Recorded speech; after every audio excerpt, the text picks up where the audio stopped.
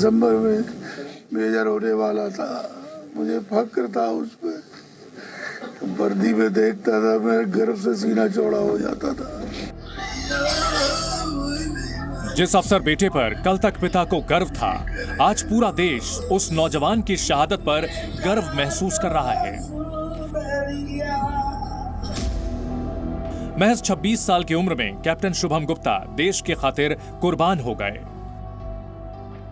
बुधवार को राजौरी में आतंकियों से मुठभेड़ के दौरान शुभम ने सर्वोच्च बलिदान दिया। बेटे की शहादत की खबर मिलते ही पिता और परिवार के दूसरे सदस्यों पर दुखों का पहाड़ टूट पड़ा। पिता की आंखों से आंसू थम नहीं रहे, लेकिन किसी तरह वो खुद को संभाल रहे हैं। 25-26 तक आ जाऊंगा।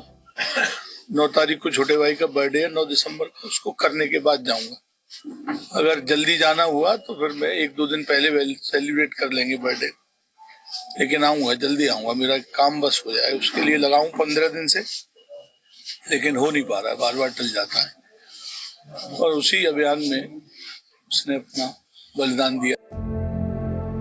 शहीद कैप्टन शुभम गुप्ता बचपन से ही काफी होनहार थे और 10वीं पास करने के बाद से ही उन्होंने सेना में जाने की तैयारियां शुरू कर दी थी। 12वीं के बाद 2015 में एनडीए की परीक्षा पास की और आईएमए में ट्रेनिंग शुरू की। 2018 में उन्हें सेना में कमीशन मिला और बतौर लेफ्टिनेंट जाबाज शुभम ने कई स्पेशल ऑपरेशंस को अंजाम दिया था। इसके बाद उनका प्रमोशन हुआ और 9 पैरा फोर्स में कैप्टन के तौर पर देश सेवा कर रहे थे। मुझे फक्र हुआ उस समय जब उसके कमांडेंट ने कहा, आपके बेटे ने बहुत बड़ा काम किया है, तुम्हें गर्व करना चाहिए ऐसे बेटे पर। उसने इतना बड़ा काम करके गया है कि हम सब गौरवान्वित।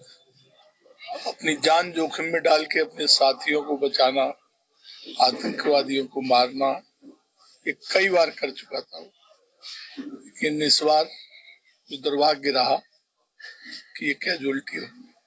लेकिन उसका सर्वोच्च बलिदान है, ये हमारे लिए हम कृतज्ञ हैं उसके जीवन भर। शहीद कैप्टन शुभम का परिवार आगरा में प्रतीक एन्क्लेव के फेज 1 में रहता है। शुभम जल्द ही घर आने वाले थे। परिजन उनकी शादी की तैयारी भी कर रहे थे, लेकिन इससे पहले ही उनके शहीद होने की खबर आ गई। शादी की प्रक्रिया मतलब चालू थी, 28 वर्ष के हो चुके थे, तो अगले हफ्ते जब आने वाले थे तो कुछ प्रक्रिया थी जो हम सोच रहे थे करेंगे, पर नहीं हो पाई। आगरा के शुभम के अलावा कैप्टन एमवी प्रांजल भी राजौरी में आतंकियों से मुठभेड़ के दौरान शहीद हुए। कर्नाटक के मैसूर के रहने वाले कैप्टन प्रांजल महज 29 साल की उम्र में शहीद हो गए। कैप्टन प्रांजल 63वीं राष्ट्रीय राइफल्स में तैनात थे और 2 साल से कश्मीर में ही उनकी पोस्टिंग थी। कश्मीर में तैनाती से पहले कैप्टन प्रांजल की शादी हुई थी। शहादत की खबर मिलने के बाद कैप्टन प्रांजल के परिजन शोक में डूबे हैं। राजौरी में आतंकियों से मुठभेड़ के दौरान 9 पैरा कमांडो में तैनात हवलदार अब्दुल मजीद भी शहीद हुए। शहीद अब्दुल मजीद के 3 छोटे छोटे बच्चे हैं जो पिता की तस्वीर लिए अपने आंगन में मायूस बैठे हैं। शहीद अब्दुल पुंछ के अजोट गांव के रहने वाले थे। उनके शहीद होने की खबर मिलते ही गांव में मातम पसर गया। फख्र करती हूँ, देश के लिए जान दिए। कश्मीर घाटी में आतंकियों के घुसपैठ को लेकर जनता में भारी गुस्सा है। राजौरी में जो हुआ उसे लेकर भी लोग आक्रोशित हैं और पाकिस्तान को सबक सिखाने की मांग कर रहे हैं।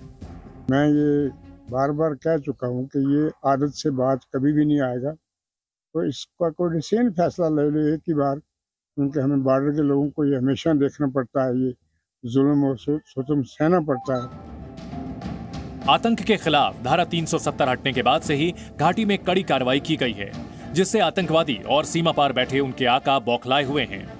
यही वजह है कि घाटी में अमन चैन खत्म करने के लिए अलग अलग हथकंडे अपनाए जा रहे हैं, लेकिन हमारे वीर सपूतों के आगे आतंकियों की हर चाल नाकाम हो रही है। ब्यूरो रिपोर्ट, जी मीडिया।